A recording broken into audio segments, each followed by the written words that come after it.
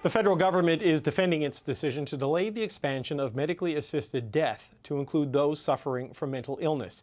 It's the second time they've pressed pause on the legislation. Every single health minister from every single province, every single territory telling me they're not ready. The question here is a state of readiness. And so what I think we're going to be looking for on that basis is the preponderance of reasonable opinion that the system is ready. And at this point in time, that isn't the case. James Cowan is a member of the board of directors for the advocacy group Dying with Dignity, and he joins me now. James Cowan, it's good to speak with you. Thank you for having me.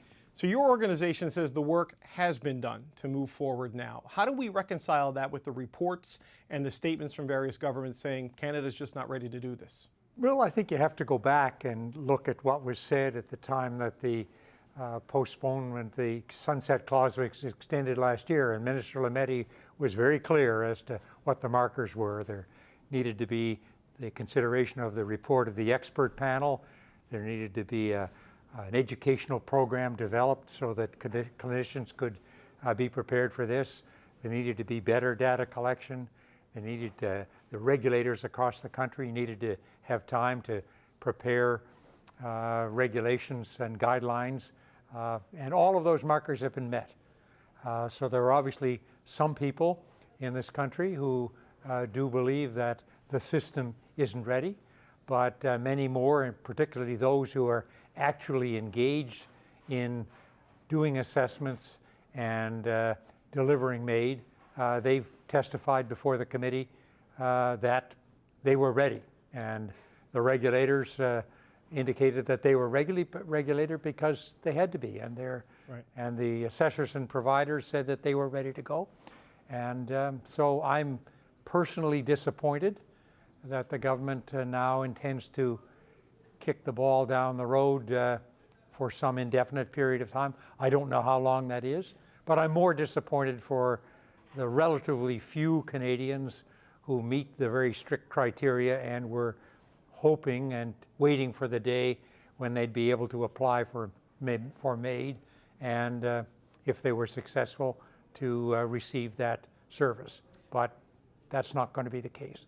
That's very disappointing. Obviously, there are consequences on moving too fast on something like this, but as you point out, there are consequences on moving too slow on something like this, right?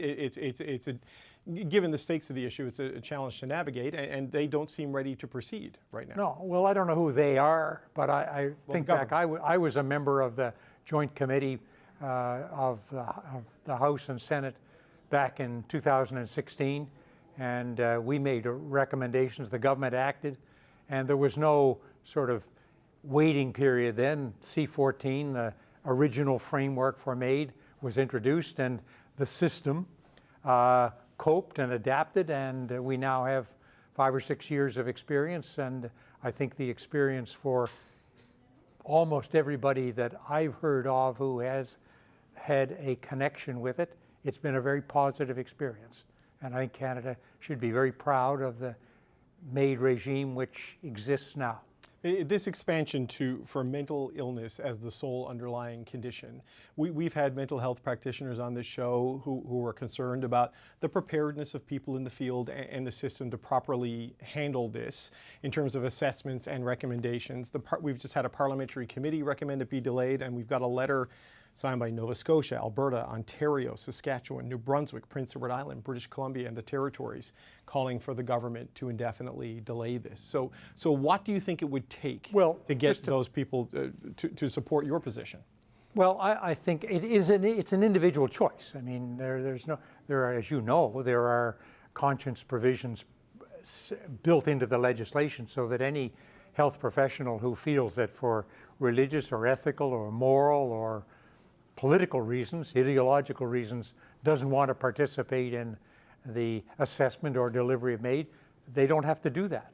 But individual Canadians, in my view, have a right, and to continue to discriminate against Canadians simply because their suffering is caused by mental illness rather than physical illness, I think is not only discriminatory, but it's contrary to the Charter of Rights. And I feel absolutely confident that in due course, if this exclusion is extended, there will be a court challenge, and in my view, that court challenge will be successful. My colleague Louis Blouin with Radio Canada has been reporting that the delay will go past the next election. This will not be dealt with necessarily in this Parliament. What would a delay of that magnitude mean for people who have mental illness and are looking for this as an option? Well, as I said earlier, David, I think they'll be very, very disappointed, and I'm disappointed for them. I think they deserve better, and they are continuing to be discriminated against. And I, as a person who is a strong supporter of the Charter, I think that's wrong. And I regret that the government is taking this step. You spoke about a letter. I did have somebody sent me the letter within the last half hour. I had a look at. I couldn't find a date on it. I don't know when that was sent.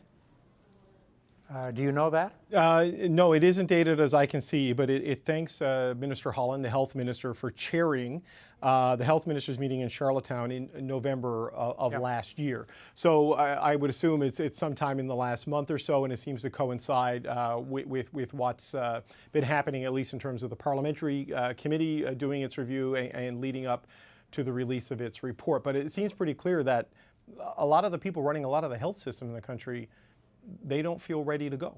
Well, I'd make 2 points. One, that I don't believe, and I stand to be corrected, but I think I'm correct, that not a single one of those ministers, not a single one of those governments made a presentation to the Joint Committee.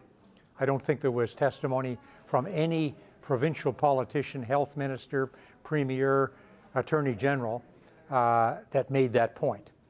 So I'd say that. I would also say, from my perch here in Nova Scotia, that Dr. Kubitz, who is the director of the MAID program in Nova Scotia, did testify before the committee, and he said the system was ready in Nova Scotia.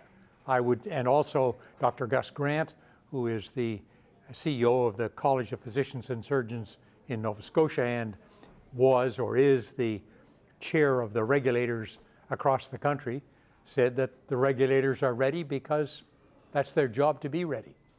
I hear you on that. But just as a final point, James Cowan, Mark Holland did say that they do intend to proceed with this expansion. The Liberals do. It's just a question of the timeline.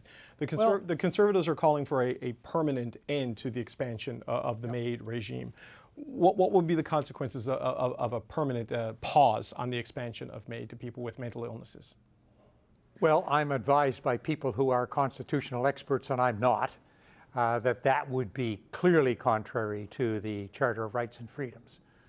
Pause, there may be some basis upon which a pause is legitimate, but there have already been 2 pauses now. There were the original two-year sunset clause extended for a year, and now extending it again.